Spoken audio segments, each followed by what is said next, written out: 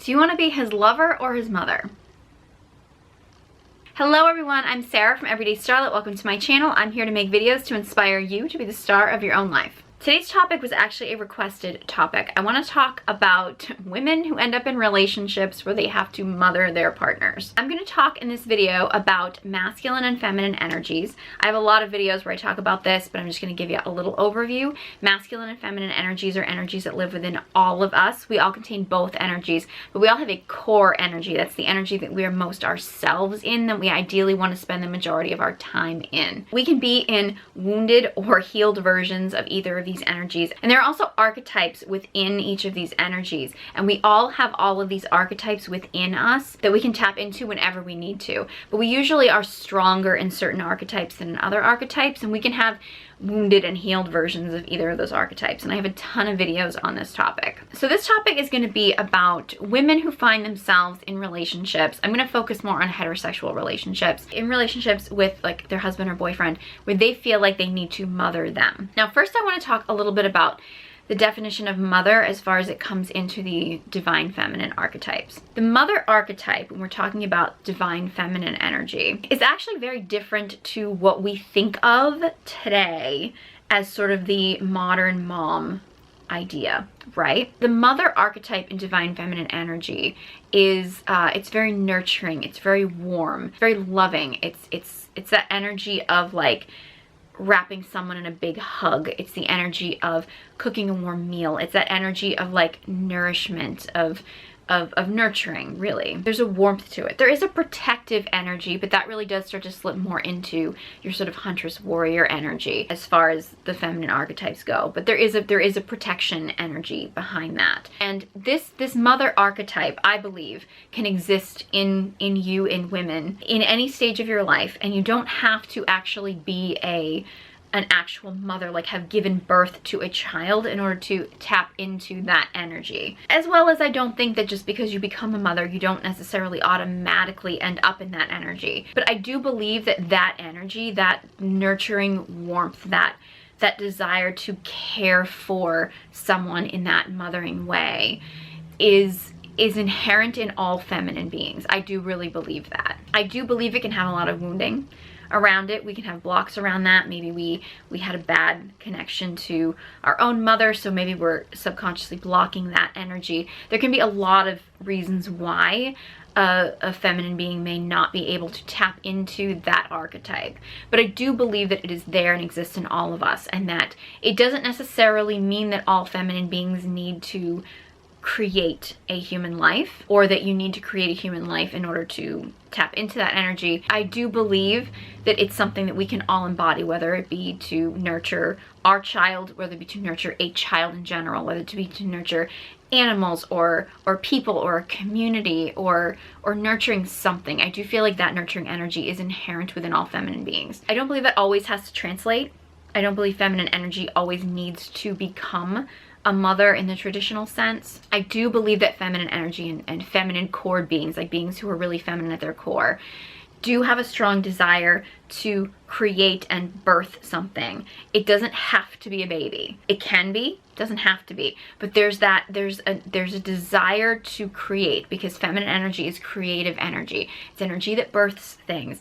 It doesn't have to mean that you are birthing a child, but it's that idea, like even if it's just creating a painting and nurturing and loving that creative process, and being in that creative process and nurturing and loving it along the way, so you've created this art piece or something. Like, I do believe that is inherent within all of us. And say an ideal healthy situation, right, where you are a feminine being and you are connected to your feminine energy, you're in your healthy feminine energy, and you have a masculine partner who is, you know, he is in a healthy connection to his masculine energy. Say he comes home from a difficult day, he's been having a difficult experience, he's feeling a need for comfort. And as a feminine being, you can usually have an intuition about these things. You can tell that your masculine partner has has had a tough day. Tapping into that mother energy can be really great if it means nurturing him in some way. If it means, say, you know, maybe it's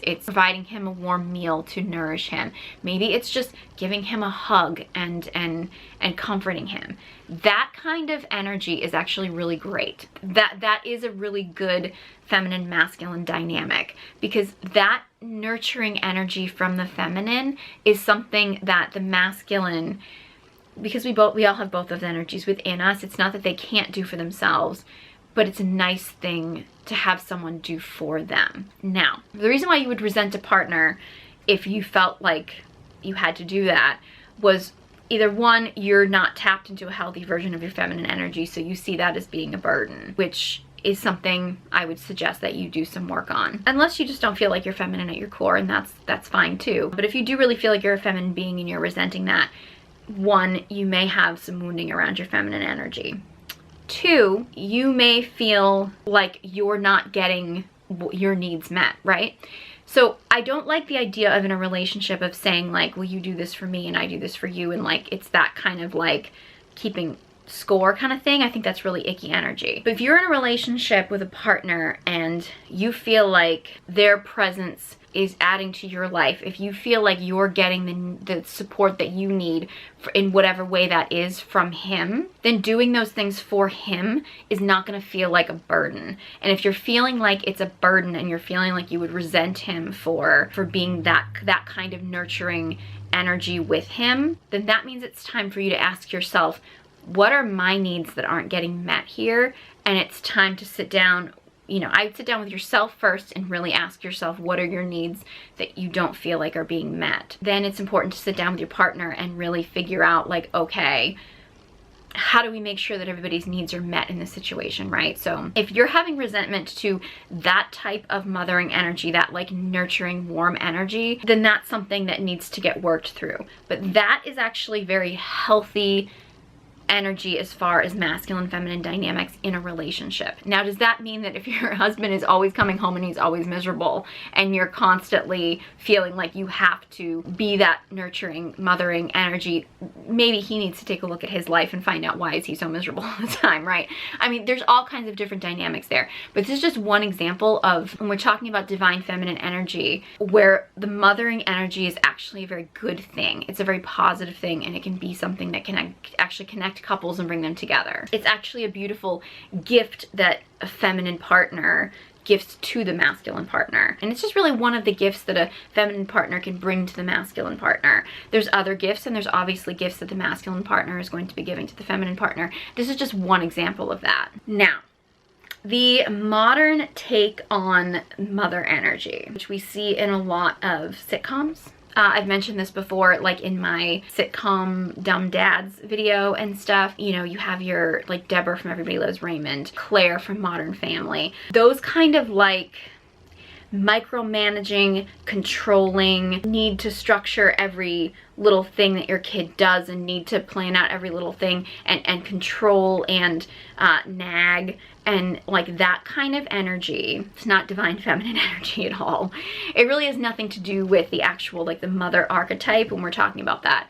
In fact, I would say that that energy is very wounded masculine energy, right? Because masculine energy is much more structured. It wants things to be organized. It wants things to be disciplined. It wants things to be controlled. Not in a controlling way. That would be wounded masculine energy. Now, there's a lot of different reasons why a woman would be in wounded masculine energy. It could stem from, and this is very common today, where because our society really praises masculine achievements, particularly in women. Women are very much from a very young age are pushed into being in masculine energy, and masculine achievements in women are very much encouraged. They're put up on pedestals. It's very likely that if you say are a feminine being and you have spent your entire life only getting praise when you've been in your masculine energy, or only seen achievements as being acceptable if you've been in your masculine energy, you're going to start to put your masculine energy as a higher priority, which isn't necessarily a bad thing, but if you were a feminine being, that's going to be really draining on you if you don't know how to shift out of that into your feminine energy. So that's one example. So then if you're in that scenario, when you do get into a partnership or you do have a child or whatever,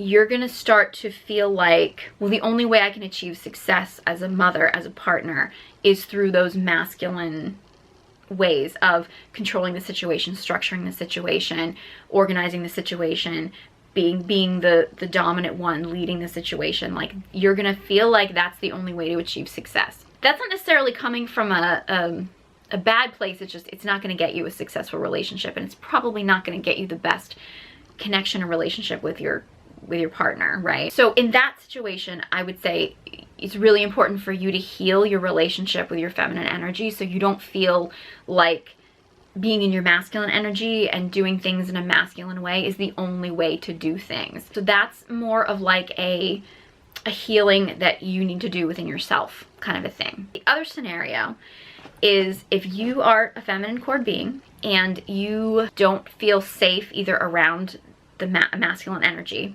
right? Which could be due to anything. It could be due to trauma, or, you know, big trauma, small trauma, anything, like just not having a good relationship to masculine energy. Or you are with a partner who doesn't feel safe. Like, you don't feel safe in their masculine energy, whether it be that they're in wounded masculine energy, whether it be they're in wounded feminine energy. A lot of men today are in wounded feminine energy because society really pushes that. So I have a lot of videos talking about that. But so you don't trust your partner's or any man's masculine energy.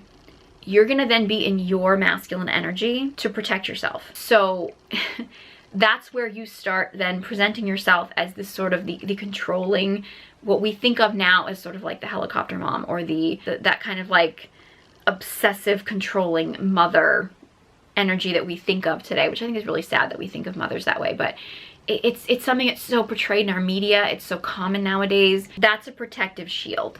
And you know, how to deal with that, I think, is probably going to be doing a lot of work. It's asking yourself, for one, am I capable of trusting masculine energy? Am I capable of trusting somebody else's masculine energy? And if you're not capable of that at all, then that's something you need to do to work on yourself. It's also asking yourself, do I trust in my partner's masculine energy? If you do feel like you can trust masculine energy, but you don't feel like you trust your partner's masculine energy, then that's something that you need to work on together as a couple, or make the decision if this is the partner that you really feel like you can put your trust in.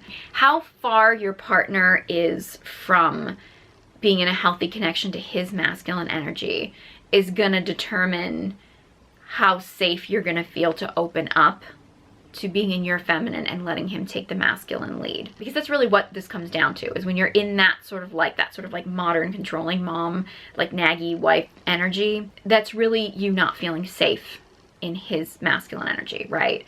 You only feel safe when you're in your own masculine energy, so you're not safe in his. That's not something that necessarily is going to change overnight, because it depends on what your history has been, your own personal history and your history in a relationship, right? It's very common in couples, say, if the male partner has some kind of addiction, or he doesn't have has a lack of self-control, or he has a complete lack of self-discipline, he has a lack of ambition. In those situations, it's not going to feel safe to let him lead, because he's not going to really be a leader. As the feminine partner, you're going to feel like you need to take on the masculine, because if you don't, I mean, you're gonna get run off the rails, right? I mean, it's natural for you to feel that way. The question then becomes, can you as a couple figure out how to heal that? Or is it maybe better that you heal that on your own and maybe find a new partner? Only you can make that decision, obviously. There's a lot of different factors that come along with making that decision whether to stay or go. I'm not trying to fluff that off as being like, oh, if he's not in his masculine energy,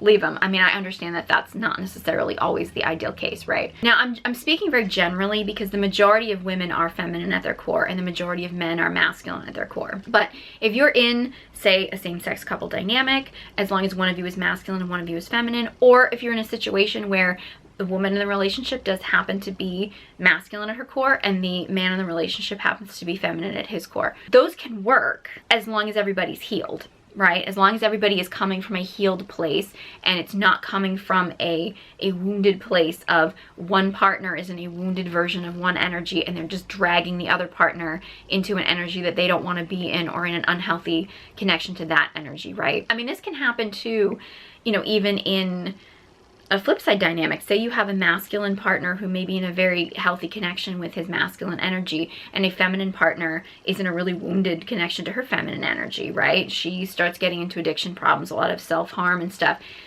A masculine partner may not be able to handle that level of wounding, and it may, even if he doesn't want it to, it may actually shift him into feeling like he has to be much more controlling, like he has to be much more domineering and not be in as healthy a place with his masculine energy. It may drag him into wounded masculine energy. Like, these dynamics can happen in all kinds of different scenarios. But in speaking of that kind of like the woman feeling like she has to be the mothering energy, that usually happens in a scenario where she is feminine at her core, but is being dragged into, or even forcing herself in some cases into being in masculine energy, and it's not a healthy masculine energy. It's a very wounded, needing to control, needing to domineer. It's sometimes being mean and aggressive sometimes because their partner is in a wounded feminine energy. And it's just, I think it's just so common. I've said this in a lot of other videos. I really do think we set up our society in this way, because I do think that it leads to really unhappy relationships. Because at the end of the day, like, nobody wants to be in their wounding. You know what I mean? Like, nobody wants to be the controlling person in the relationship, or the wounded person, or the person that's being controlled, or the person that's harming themselves. Like, people aren't happy in these scenarios. They fall into these scenarios, and it can be very hard to get out of them. And many people do obviously get like the adrenaline rush or some kind of something, trauma bonds, all kinds of different stuff or whatever, for being in these situations, but it's not healthy long term, right? And I do think that one of the biggest reasons I believe that men are so in their feminine energy is because, and I've talked about this in my masculine archetypes video review, most men are not ever initiated into manhood in our current society. We don't have really great masculine leaders. We do have some masculine leaders. We do have a lot of them who are not leading well. We have a real shortage of like really healthy masculine leadership in our world today that's actually like leading young boys into their healthy masculine energy. So many of them stay in this sort of perpetual Peter Pan, little boy, I don't want to grow up kind of energy and stuff, and that's really unsafe for feminine energy. Like, for feminine beings, being around a grown man who is in that like little boy, little prince, bratty, grabby, want it my way kind of energy, really, really unsafe for feminine energy. So as a feminine being, you're gonna do whatever you can to protect yourself in that situation. Because for feminine beings, safety is the number one priority. And, you know, again, it's kind of a recipe for disaster, because, you know, nobody's gonna end up happy in these types of relationships. So it's just so important to do the healing. So if you want to learn more about how to heal your feminine energy, then be sure you check out my online course. Details will be in the description box below. If you guys have any other topic suggestions, this was an amazing suggestion. So if you have any other topic suggestions, let me know. Leave a comment in the comment section below. I'd love to hear from you. If you enjoyed this video and found it helpful, please give it a big thumbs up, and be sure you subscribe to my channel. You can check out all my social media links in the description box below. Thank you guys so much for watching, and I hope you join me next time.